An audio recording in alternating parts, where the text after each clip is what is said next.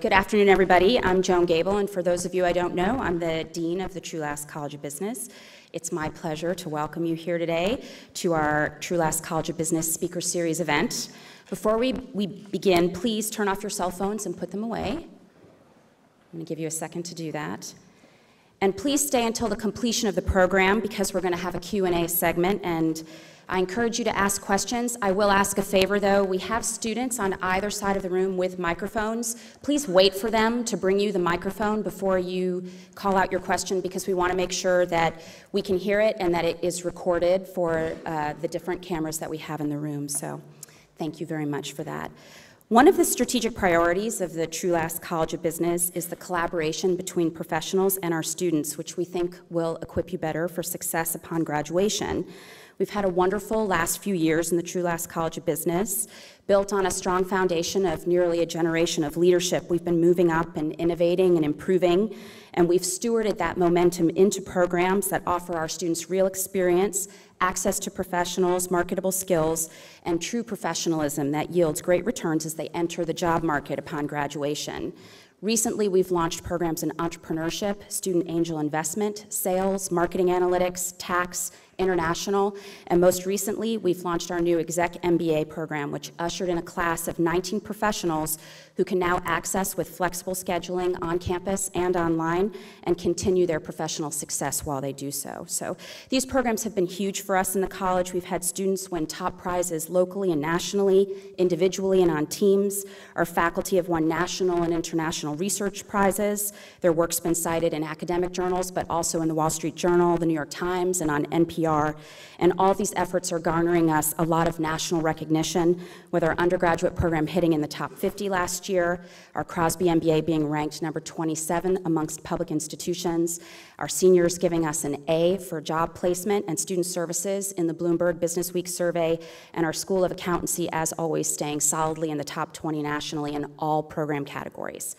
We're able to do all of this because we have great students who inspire us and motivate us, and who then go on to become great alums, and business partners who give back to us through programs such as this.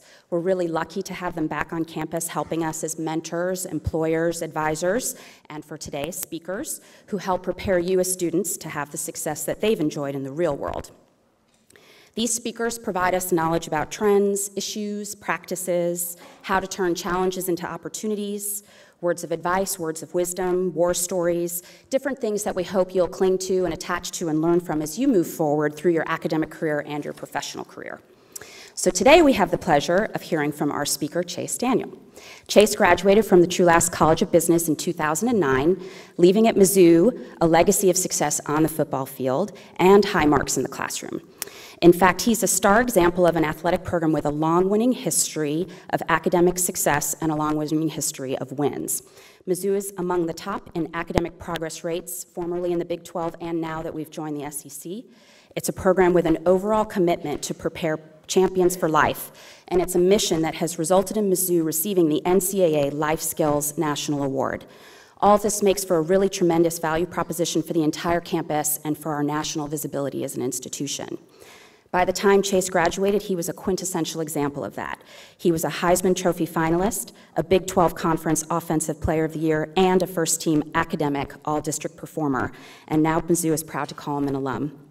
Chase's football career reached new heights in 2007 when as quarterback, he led the Tigers to a school-best 12-2 season, ending with a win over Arkansas in the Cotton Bowl. He then led the Tigers to 10 wins as team captain in 2008 and closed his college career as the leader in total offensive yardage for Mizzou. After graduation, Chase launched a successful business, co-founding 10 Star Apparel, which is today one of the largest screen printing firms in the United States.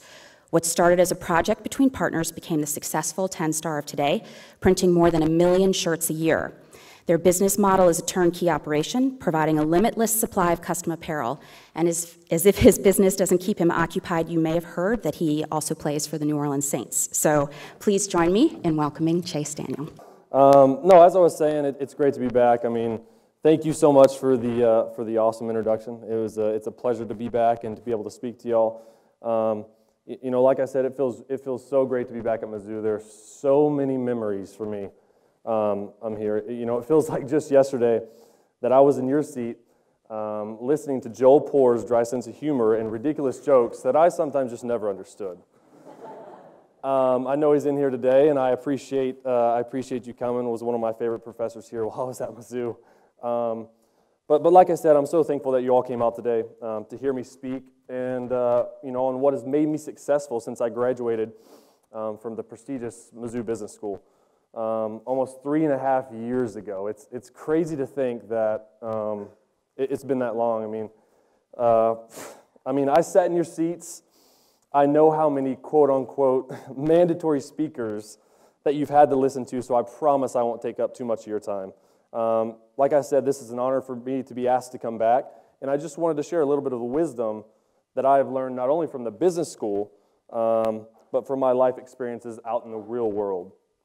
If I can leave you with one thing today in my short talk, it would be the word invest. That word's been very important to me. Number one, invest in your relationships. Number two, invest in your future. And number three, invest in yourself. One more time, invest in your relationships, invest in your future, and invest in yourself.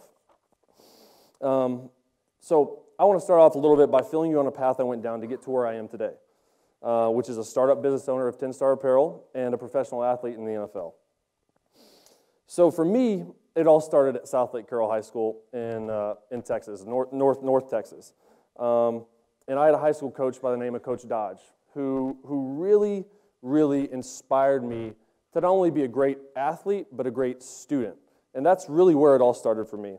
One of the stories I always tell someone is that, I'm a 16, 17-year-old kid, and I'm a sophomore and junior in high school, and I ate lunch with Coach Dodge every single day, even in the off season, to show him and to show really my teammates that I really wanted the leg up on the competition. I really wanted to invest in my relationship with Coach Dodge because he was the head coach, I was the quarterback.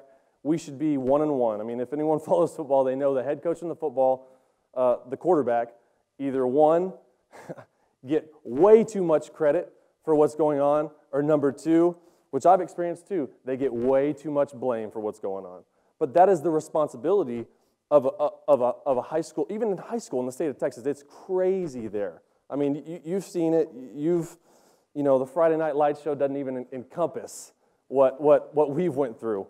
That continued all throughout high school for me and literally paid serious dividends. Even though I wanted to eat lunch with my friends every day and talk about, this girl or this class or so forth and so on, I was dialed in. I was focused. In the highest classification in the state of Texas, I went 47-1. I won a national title. I won 2 Texas football state championships. I was lucky enough to win 2, high school player of the year awards, 1 state, 1 national. But for me, what really stands out is that one, the 47-1 in 3 years. And that one loss will always stick with me and has served as motivation still to this day. That might seem a little bit weird to some people, like, hey, let it go. But to me, this was really a coming of age a little bit for me. So let me set the scene for you real fast. We are playing in the Astrodome down in Houston, and we are 15-0. We had won 31 games in a row up to that point, and we felt like we were sky high. We couldn't lose. There's no way.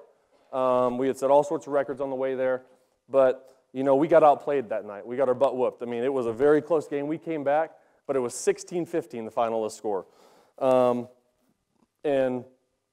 We would have set actually a state record for 32 wins in a row. It had never been done in the state of Texas. We're 1 game away, and it didn't happen. Katy beat us. They straight out beat us. I threw an interception with 2 minutes left to lose the game for my team, and I felt crushed. It was probably one of the worst feelings in the world for me. But you know what? When we lost, they didn't come up to, the media didn't go up to Katie's players, to the team that we were playing. They came up to me, the quarterback. They came up to Coach Dodge and said, what happened?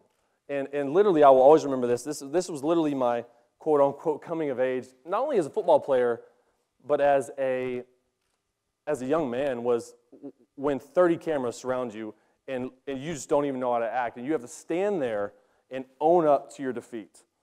So it was one of the toughest times for me, but I still go back and grow on that. And my decision to invest in my relationship with Coach Dodge turned out to be invaluable.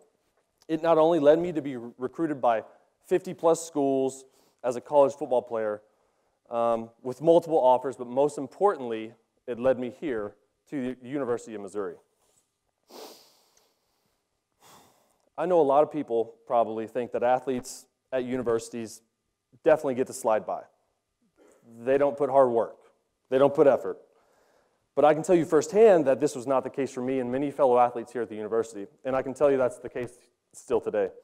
When I committed to Missouri, I remember coming up on a visit, and I wanted to commit before my senior year of high school to get it out of the way so I could focus on my senior year and focus on that one loss that had killed my ego, killed our team the year before.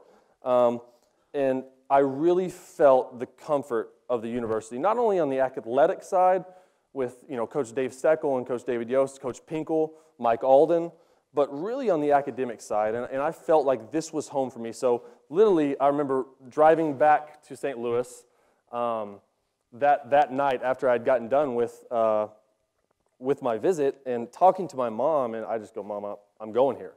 Like I had a visit to Stanford lined up, I had a visit to Florida lined up, and I said, this is it for me.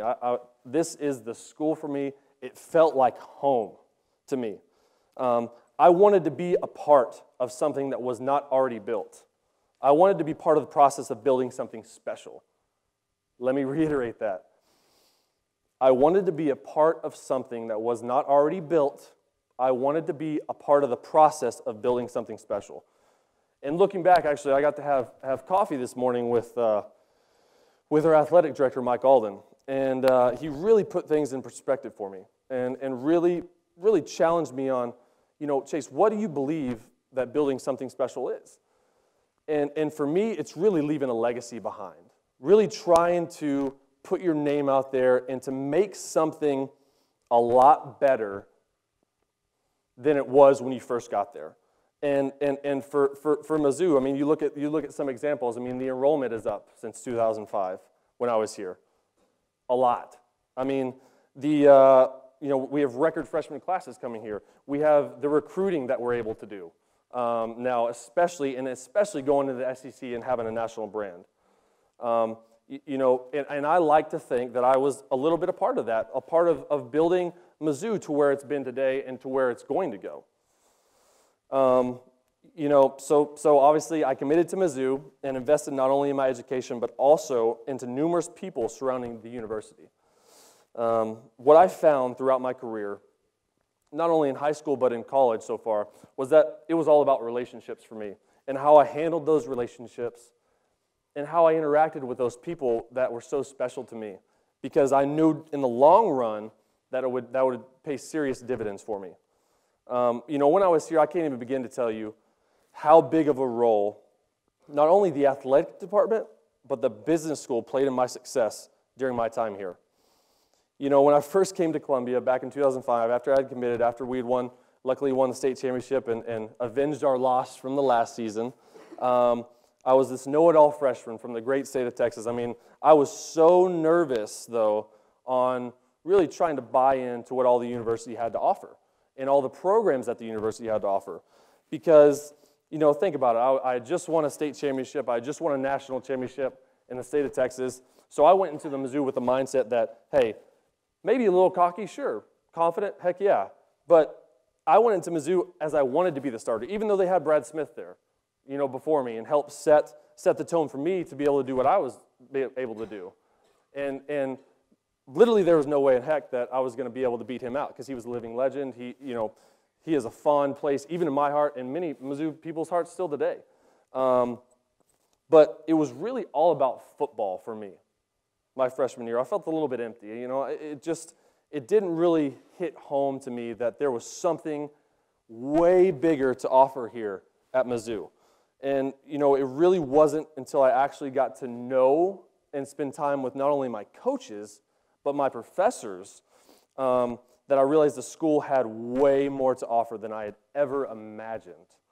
And looking back on it, it is absolutely the best decision I made in my life, was to come to the University of Missouri. A lot of people ask, well, you're from Texas, why don't you go get recruited from Texas and go there, or why don't you stay in state? Well, there's no explanation except this was the place for me. Investing in my relationships here laid the groundwork to continue learning how to be a leader, not only on the football field, but throughout the university as well. And that's something I really took to heart. I not only wanted to be a leader for our football team and our fans and everyone around me, but really within the university, and show them that, hey, we can become something that really we've never done before. You know, I can't even tell you how many hours a week I spent not only learning the game plan for games against Oklahoma and Texas Tech and all sorts of games, but also studying for midterms, quizzes, group projects. I mean, I would say there was probably almost more time doing that, because for me, you know, it was a new type of pressure I had really never experienced before, was having to handle, well, now you have this huge college D1 football program and all the time restraints it has on this, but also all the time restraints you have on your schoolwork and your honors classes, and I mean, a top 25 business school that I had, you know, decided to go for. I really wasn't used to feeling this way. I realized that I needed to do a better job at managing my time.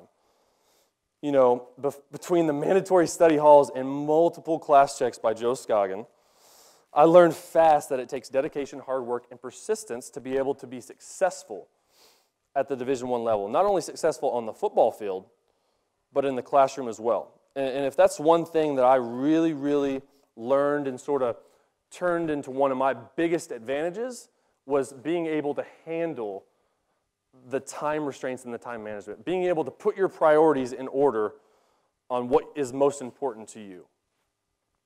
You know, that's also, and I like to bring this up a lot, that's also how I really learned the term student athlete. There's a reason why student comes first and then athlete. It was the order of my personal priorities, and I'm still really honestly feeling the benefits of it today, especially in my business world. You know, by the time my senior year had arrived and gone, I was lucky enough to be named to the Mizzou 39 list, which was very prestigious for me. It sort of helped me know, okay, hey, I did all I could, not only academically, but in the community as well, to help this university get to where it should be. But also, you know, and had helped along with my teammates and coaches to get a #1 national ranking in football, which had never been done before. I mean, since the '60s. To me, that was the feeling of success for me. You know, from playing in front of 70,000 fans at homecoming games. You know, that's what we're known for. We're known for homecoming. And walking past the historic columns on the way to class every day.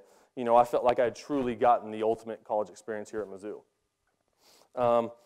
And you know, moving on to my NFL life, my journey in the NFL started off as an undrafted free agent with the Washington Redskins.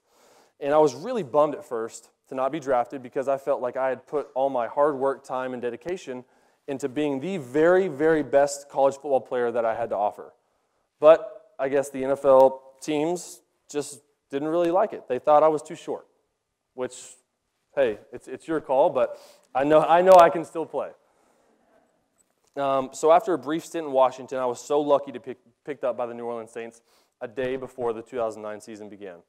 I was on practice squad for 2 weeks. For those of you that do not know what practice squad is, it's eight people, okay, that a team gets to have. There's 52 active people on an NFL roster, and there's 8 practice squad people.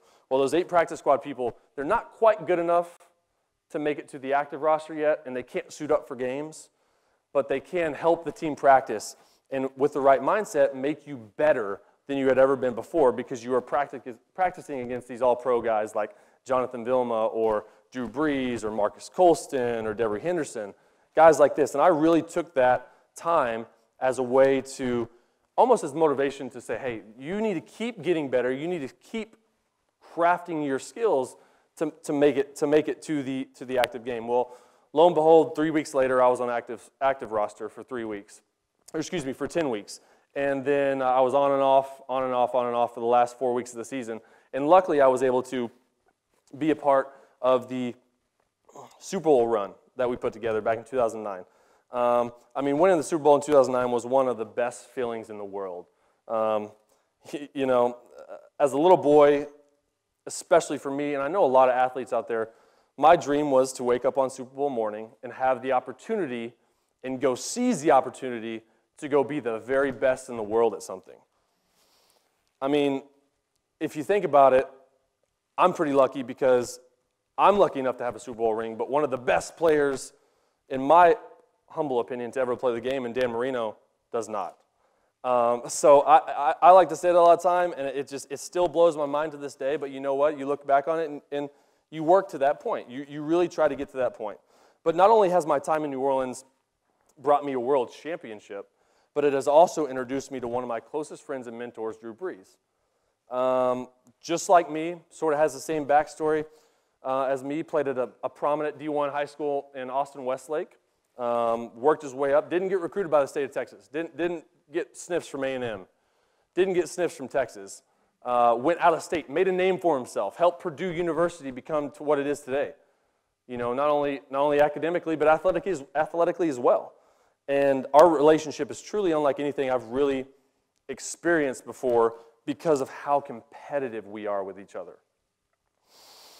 You know, I like to tell a story. If one person beats someone at something when it comes to us, we literally won't talk for a day. Like, we'll be in there watching film together, taking notes, and we won't say a word to each other. And it really all started back in 2010 when we have this game. Like, for example, we have this game called 21. So it is obviously a football game. You throw back and forth. We stand about 10 yards away. You throw back and forth, okay? So the first person to reach 21 wins, bar none. You don't get anything, no money, no push-ups, no anything for winning, but it's just the pride factor. It's really the pride factor that gets you going. And the whole point of the game is you get 2 points for a headshot, 1 point for a body shot. And he could literally not beat me in 2010. I mean, I was unstoppable at this game. And he would get so mad, you know, to have this young pup come in that thinks he knew it all and beat him at his own game, that we seriously would not talk for weeks on end. He would be so mad and so angry. But the reason I'm telling you that is because, you know, we knew deep down inside that it was our competitive nature that was both making us better and bringing out the best in one another. And I owe a lot to him. You know, he's not only taught me how to become the ultimate pro within the game of football, but also how to be a successful businessman outside of the game of football.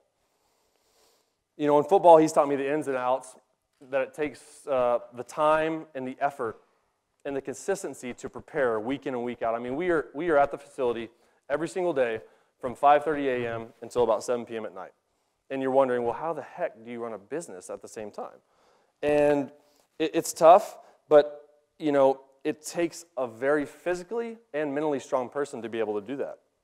We spent more hours, we have to spend more hours than any other quarterback in the league because we spend more time watching film than any other quarterbacks in the league because we firmly believe that confidence is built through preparation. And I think that this is a lesson that's not only helped me on the field, but obviously in the business world as well. And by investing in my relationships with Drew, as well as the university and with Coach Dodge, I learned that setting yourself up for life after sports is so very crucial for success, especially in this day and age. It has always been a dream of mine to start a company with the idea that growth is earned through hard work and relationship building. It is this concept that really is what led me to believe and start my company, 10 Star Apparel. I decided to form 10 Star Apparel in 2011 as the newest member of the B&E industry family umbrella. We're pretty much the corporate marketing arm of a company that's been in existence for about 20 years. They're running a world-class apparel factory, and it is absolutely unbelievable. You know, 10 Star Apparel provides a dependable, easy, low-cost solution to any corporate apparel needs.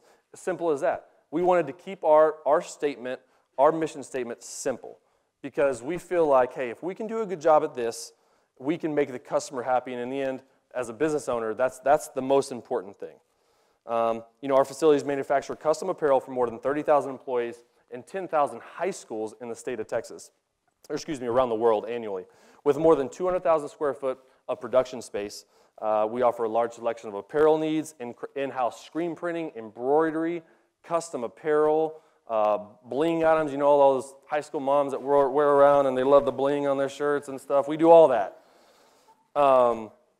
And it's such a good feeling to know that, you know, we are offering our customers the best available service that they can possibly have. We're a turnkey solution to everything. We do everything in-house.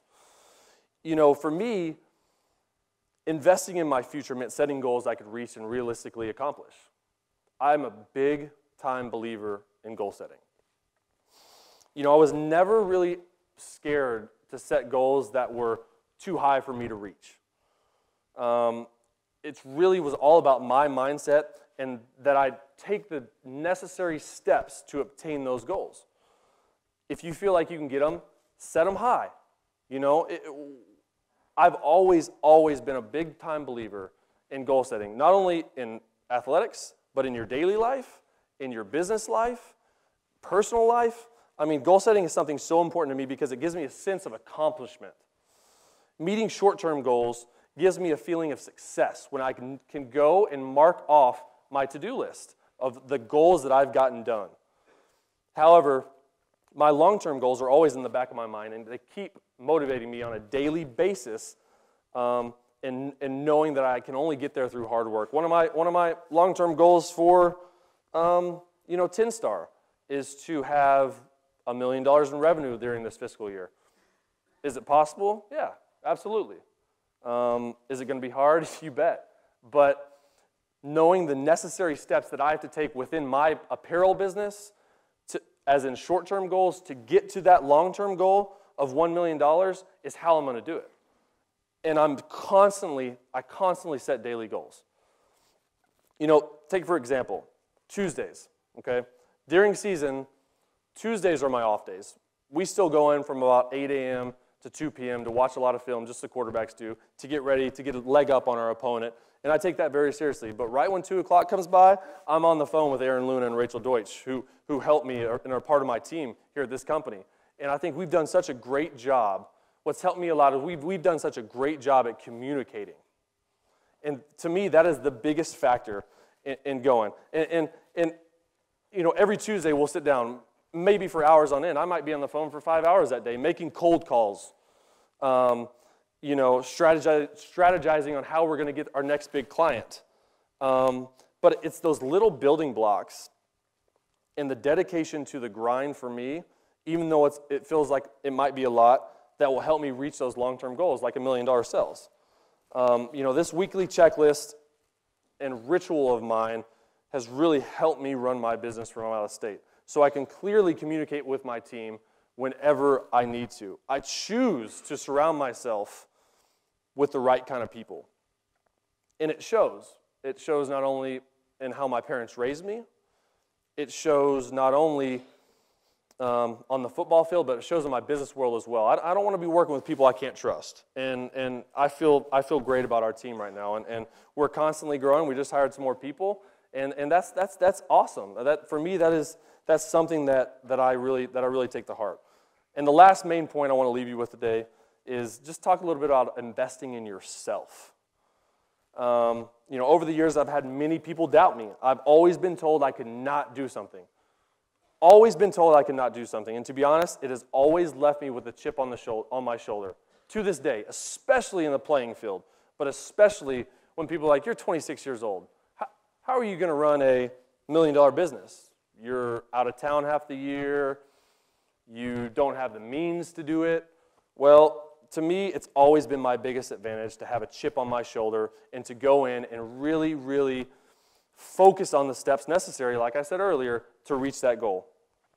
You know, to be honest, it's something that I decided to invest and believe in myself, and that is really what has gotten me to where I am today. I could listen to all the critics, I could listen to all the naysayers, but I listen to myself, and I believe in myself. I invest in myself. You know, one thing that's always benefited me is that I have never been afraid of failure or taking no for an answer. I put myself out there, even when I'm not the most comfortable. I'll make a cold call. I'll meet with people I don't know, And if I have to, I'll go down to the apparel factory and wash a screen to be reprinted on if it's need to be. You know, do I like doing these things? No. But I realize that the necessary steps that are in order to reach my long-term goals are those. You know, in terms of football, the media, take for example, has such a big influence on what people think about me. I didn't always get the best press. If I had a bad game, of course, the things written about me wouldn't make me feel great. But at the end of the day, I really used some of that as motivation to get better, and that I knew that I believed in myself, in my family, and my teammates, which were the most important things in my life, and still are to this day, around me. They supported me, and they encouraged me to get better and keep working hard. And like I've said before, surrounding yourself with the right people has always been something I have done. And it was really the little things that helped me along the way in my business that differentiated me from everyone else, and really can differentiate you from anyone in this crowd right now. Don't be afraid to shake someone's hand. Look someone in the eye. Have a conversation with a stranger. You never know where it might lead. These things you might not feel comfortable with, but they are truly what helped me along the way. There is nothing more uncomfortable out there than standing out in the crowd, making yourself readily available to feel uncomfortable. And, you know, making yourself known and be willing to do any task. Make yourself known, whatever it takes, and be willing to do any small task that will get you to your long-term task and your long-term goal. You know, I really can't tell you how much I appreciate the people who take the time to do those little things for me. You know, the people you meet here and the lessons you learn on campus will stick with you forever. I wouldn't be where I am today without putting the hours in at Faroe Field and Cornell Hall. Mizzou is in me forever, and it will always be in me forever. And remember, I'll leave you with this. Just remember those three things I said. Invest in your relationships, invest in your future, and invest in yourself. Thank you.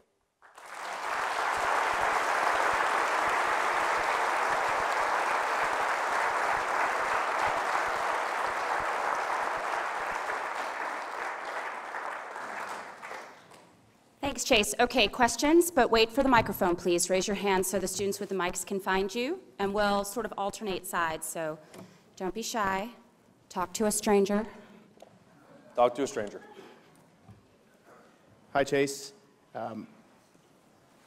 As an athlete and a professional in business that doesn't really have a timeline as far as when it starts and stops during the day, how do you set time for yourself in a work-life balance to where you can still function and not think about the sales in the middle of the night? Yeah, that's definitely a good question, and a lot of people ask me that. I think for me personally, what it takes to have my alone time, well, to be honest, there really is no alone time for me, because I choose to live this lifestyle. I choose to play, you know, in the NFL. Luckily, that I'm able to, and I choose to, you know, own a business and run a business. But I think it's definitely important for me to find, whether it's an hour here or an hour there, of just alone time, so I can, you know, sort of woo-saw and relax and do that. I mean, that is something that I really, really need. And it's something that I take seriously, too.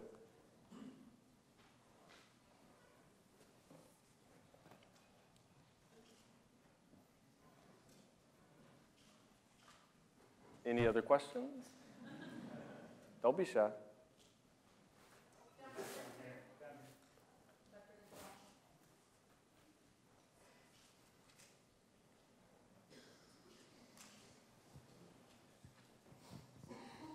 This is slightly off the topic, but it has to do with football preparation. When you and Drew Brees, after you watch films, then what do you do for your preparation on the field? On the field preparation, so a normal week we will watch probably between 30 and 40 hours of film to get prepared. But I think taking that and what you see on the field, and our coaches do such a good job of, you know, scouting the defense, which we will be seeing on offense, that we really practice against these looks every single day. And we will practice more against the looks that are more prevalent, that show up on film the most. But there are always a blitz or a pressure or something else that will change throughout the week that we have not seen, but you just have to react. You're prepared for it. You've seen it on film. You know how to react, and you know how to do it.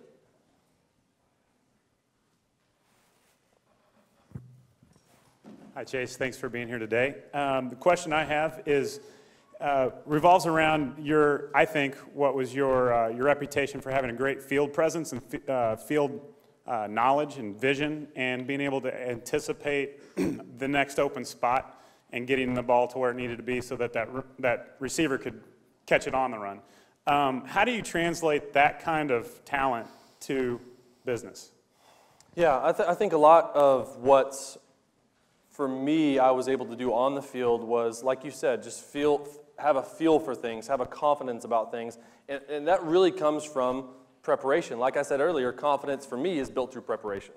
And so if I'm prepared, whether it be on the football field or the business arena, then I will have zero doubt in my mind that I can get it done. And if that's the case, then I feel like anything's attainable for me.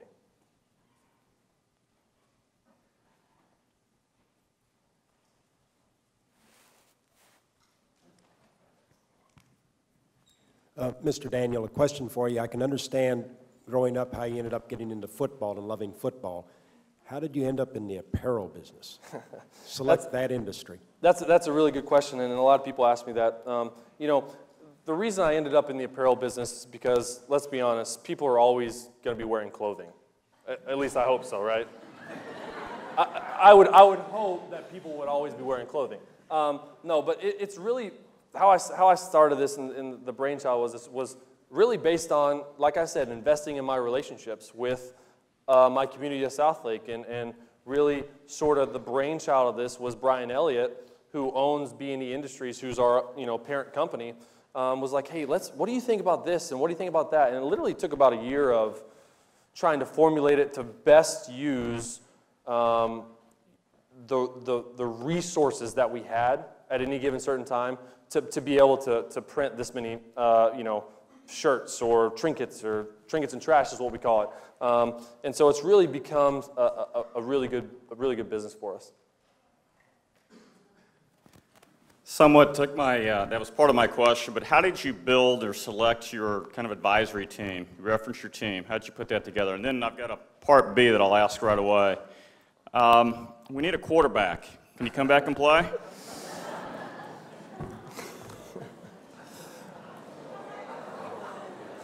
Well, I will answer part B right now in saying, obviously I can't come back and play. I wish I could. But I'm fully confident in our team right now, and I'm looking forward to a great game on Saturday and us upsetting Alabama in the zoo.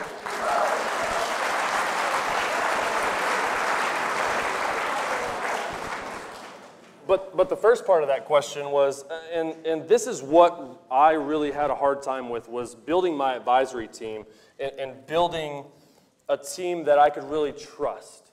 Because especially dealing with a business in Texas, while I'm in Louisiana, is very, very tough. You have to have constant communication. For me, they had to be qualified from a business perspective.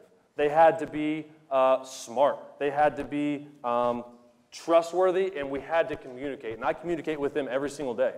And not only does my team just right around me have such a great grasp on the apparel business, but the team above me, B&E Industries, I mean, they have over 20 years of experience in the apparel industry, so we are able to use those relationships and as much as possible for us to get the best deal possible moving forward, whether it be selling these shirts or asking them, well, what do you think about this? They've been there, they've done it. Hey, believe me, we've made plenty of mistakes my first year, but I think it also comes from learning from experience too. Chase, welcome back to campus. Good that you're here. One of your activities when you were a student was you got to go up and meet Mr. Buffett with a group of business school students. You talked today about investing in self and future and relationships. What did you learn from him? Have you stayed in touch with him? I really haven't stayed too much in touch with him since I left, but that was one of the coolest things I think I've ever done as a member of the university was, hey, we have a chance to go meet Warren Buffett. We're going up there with another school, and there's only going to be 100 people to go up there, but, go up there. And I didn't take it very seriously, but I got a call from Coach Pinkel saying, hey, are you going on this Warren Buffett thing? And I go, well, we got spring football practice. I can't go. And he goes, no, you need to go. You need to be there. This is way more important than football. And, to go up there, to have lunch with him, to sit next to him, and really talk about just life. We didn't talk about finances. We didn't talk about accounting. We talked a little bit about football. He's a huge football fan. But for me to have that opportunity to just know, literally, he was the wealthiest person in the world at that point in time. And to be able to just sit down and have a normal conversation with a guy like that sort of put something in my mind like, hey, this is how it should be. This is the way it should be. Yeah, Chase, it's been a rough season so far, kind of rebounding now for the Saints. How do you take that, the failure on the field for the Saints and the success, obviously, from the Super Bowl and translate that to 10-star? Yeah, it's definitely been it's been a tough season, for the Saints. We started off 0-4, obviously, but we were lucky enough to get a primetime win against a very good San Diego Chargers team right before our bye week, and I think that's going to give us a lot of momentum moving forward where we go. And yeah, there's definitely a fine line there because I feel like when we're doing better in football, we're doing a lot better in 10-star. And when we're doing bad in football, we're doing horrible in 10-star. And I have to do a better job, absolutely, of drawing that fine line and separating those two. But I think that answers your question.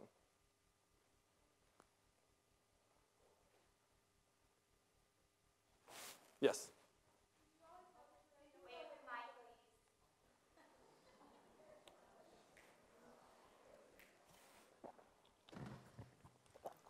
Did you always know that you were going to go into business? And I'm a student here in the College of Business, and I'm not exactly sure what I want to go into, but what activities and programs do you recommend to kind of find what's right for you? Yeah, I think really it comes down to, what you believe in, and really what you want to do. I would say my advice would be get your hands into as much stuff within the university and the programs and the activities that they offer, so then you can have a better feel of really what you want to get into. It wasn't always a dream of mine to own a business, but through the programs here and through my management classes and my financial accounting classes and my finance classes, I really was like, this interests me. And I'm willing to put myself out there, be uncomfortable, and start something that I really, looking back on, had no idea about whatsoever. But those type of programs around here really helped me sort of focus in on really what I wanted to focus on.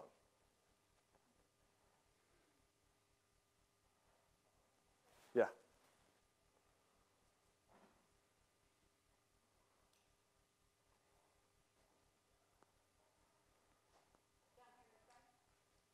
Up there too.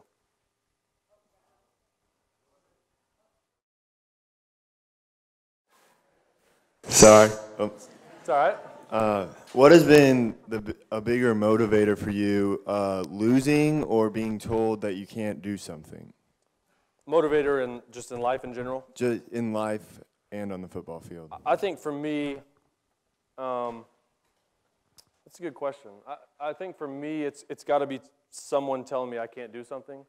Whether it be in the sports arena or whether it be in starting my business in 10-star. I think that I take that to heart, like I was saying, because I know the goals I have for myself, and I know that no matter what people think or how people think, oh, you can't reach that, you can't do this, you can't do that. Well, it's more motivation to me when I do that. And, losing's horrible. No one wants to lose, but for me to have someone come out and say, "There's no way you can do that," to me, that's the motivation I need. Good question. Yes, I had a question about your passion for football in particular. I noticed when I'm watching games, especially during 2009, how much fun you were having. And I'd like for you to comment on and relate your ability to face a fear of failure with your passion and desire to go after your dreams, because I think a lot of students here are afraid to take that journey, and I wonder if you could comment on that. Yeah, absolutely. I think for me personally, there's always some sort no matter who it is, there's always some sort of fear of failure in the back of your mind.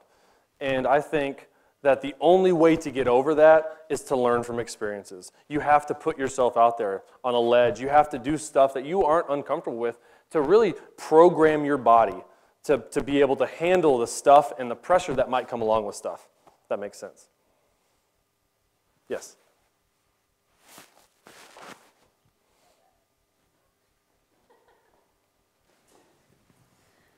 Okay. I don't know the answer to this. I'm going to ask you anyways. I don't know what your personal life is, if you are engaged, if you're married, but the third step that you said was to invest in yourself. And you have repeatedly mentioned being around people you trust and having goals and having a game plan. You can't do that in relationships. For the most part, you can have trust, but you know what I'm saying? So in any profession, whether you are a chef, a fireman, police officer, a teacher, being successful has a negative downside when it comes to a personal life. Yeah. You're balancing two professional lives. So how is the personal? I mean, okay, that came out wrong. When do you make time? Because you have to make the time, correct? Absolutely. And my girlfriend is here today, who I'm very much in love with.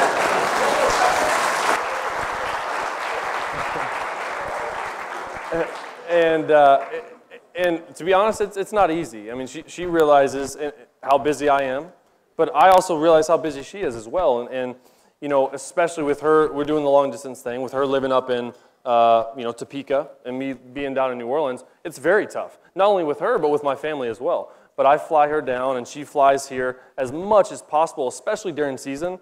And when season's over, I'll go up there and see her as much as possible as well. So it's definitely tough.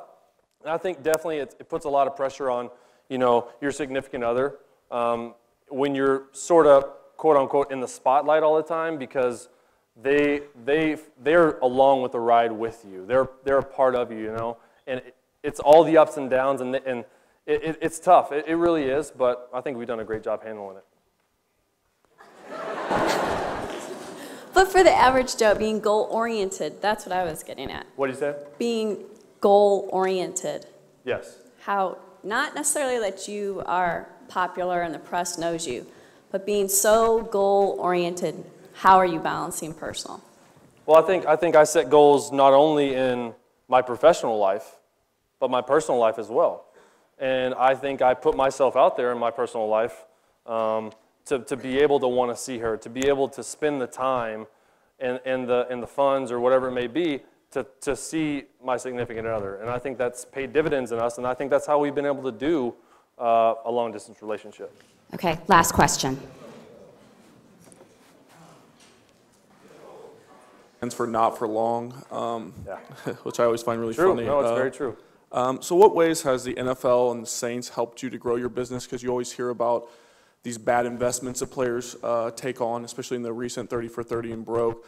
So how are you able to take some of the lessons that maybe your teammates have had and some of their failures and try to make it a better successful business for yourself? Yeah, that's a great question. And the NFL, not for long. The average NFL career, as was stated in the ESPN 30 for 30 broke documentary, was 3.5 years. Well, luckily for me, knock on some wood, I'm at 4. So I think I have, I have such bigger goals than just being a backup quarterback. That's a whole different story. But, for me, learning from experience, this was an investment that I wanted to make. And it was a very, very, I guess you would say, non-risky investment to be able to start this business because, through the relationships I've built and through really myself and being able to negotiate stuff, it's been very little startup cost for me. Whereas a restaurant or a nightclub or a lounge or something like that, you don't know if that's going to fail. And that's another reason why I was saying that it might sound weird, but clothing is always going to be around. That's something that will always be there. And so that's what I took to heart with that. Okay, let's give Chase a round of applause. Thank you very much.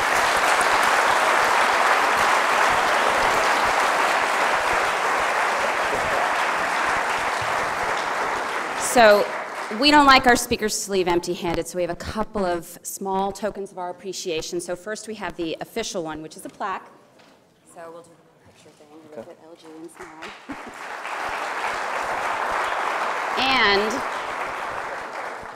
And this is cheating a little bit. We have some apparel for Chase that actually we got from him, but it has our logo on it. So small tokens of our appreciation. We have our Trulaske tie, and then of course one of our polo shirts. So thank you. Thank you so much. I appreciate it.